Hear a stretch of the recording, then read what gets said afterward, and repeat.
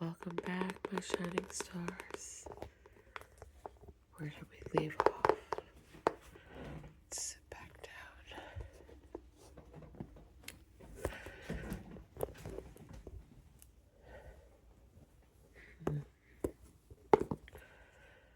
Where did we leave off?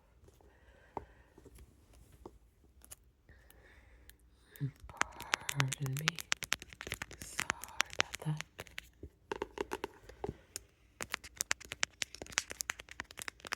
How was everybody's night? I hope you had a good day. I hope everybody got to spend some time with their families. Relax. Everybody had a wonderful Sunday. We got some good family and friend time in.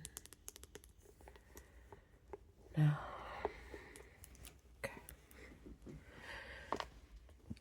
So, God bless. God bless. Hopefully you had a good Sunday as well. Alright, let's continue with the story. And actually, ran out of memory and couldn't film anymore. We'll read for a few minutes tonight. So Alice had finally, she had finally fallen down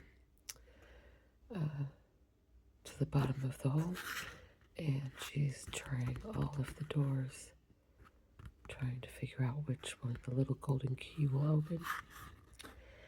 And then, she found it. And I think the last thing we said was, for you see, as many out-of-the-way things as had happened lately, that Alice had begun to think that very few things indeed were really impossible. There seemed to be no use in waiting by the little door, so she went back to the table, half hoping that she might find another key on it, or at any rate a book of rules for shutting people up like telescopes. This time she found a little bottle on it, which certainly was not here before, said Alice. Pardon. And tied around the neck of the bottle was a paper label with the words, "Drink me," beautifully printed on it in large letters. It was all very well to say, "Drink me," but the wise little Alice was not going to do that in a hurry. "No, I'll look first," she said, "and see whether it's marked poison or not." For she had read several nice little stories about children who had got burnt and eaten up by wild beasts and other unpleasant things, all because they would not remember the simple rules their friends had taught them, such as that a red-hot poker will burn you if you hold it for too long, and that if you cut your finger very deeply with a knife, it usually bleeds. And she had never forgotten that if you drink much from a bottle marked poison, it is almost certain to disagree with you, sooner or later. However, this bottle was not marked poison, so Alice ventured to taste it, and finding it very nice, it had in fact sort of a mixed flavor of cherry tart, custard, pineapple, roast turkey, toffee, and hot buttered toast, and she very soon finished it off. Excuse me, my voice. What a curious feeling, said Alice. I must be shutting up like a telescope. And so it was indeed. She was now only 10 inches high, and her face brightened up at the thought that she was now the right size for going through the little door into that lovely garden. First, however, she waited for a few minutes to see if she was going to shrink any further. She felt a little nervous about this, for it might end, you know, said Alice to herself, in my going out altogether like a candle. I wonder what I should be like then. And She tried to fancy what the flame of a candle looks like after the candle is blown out, for she could not remember ever having seen such a thing. After a while, finding that nothing more had happened, she decided on going into the garden at once. But alas for poor Alice, when she got to the door, she found she had forgotten the little golden key, and when she went back to the table for it, she found she could not possibly reach it. She could see it quite plainly through the glass. She tried her best to climb up one of the legs of the table, but it was too slippery, and when she had tried herself out with trying, the poor little thing sat down and cried.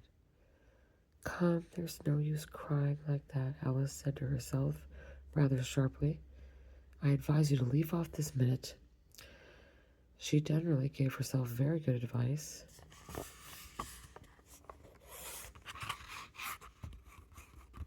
Appreciate Alice. She generally gave herself very good advice, though she very seldom followed it. And sometimes she scolded herself so severely as to bring tears into her eyes. And once she remembered trying to box her own ears for having cheated herself in a game of croquet she was playing against herself, for this curious child was very fond of pretending to be two people. But it's no use now, thought poor Alice, to pretend to be two people. Why, there's hardly enough of me left to make one respectable person. Soon her eye fell on a little glass box that was lying under the table. She opened it and found in it a very small cake, on which the words "Eat me" were beautifully marked in currants. "Well, I'll eat it," said Alice, "and if it makes me grow larger, I can reach the key, and if it makes me go smaller, I can creep under the door, so either way I'll get into the garden, and I don't care which happens." She ate a little bit, and anxiously to herself, which way, holding her hand on top of her head to feel which way it was growing, and she was quite surprised to find that she remained the same size.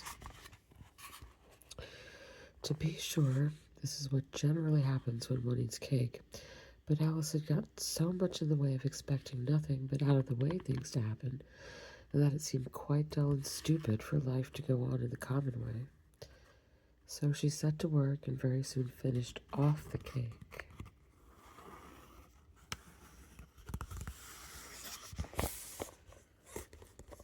That's the end of chapter 1.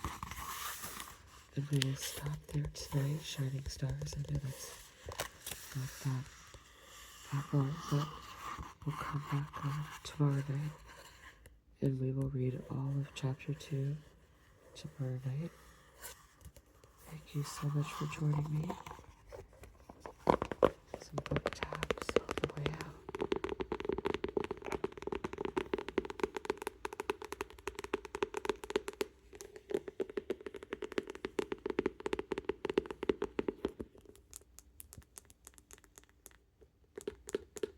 Such a tappable book.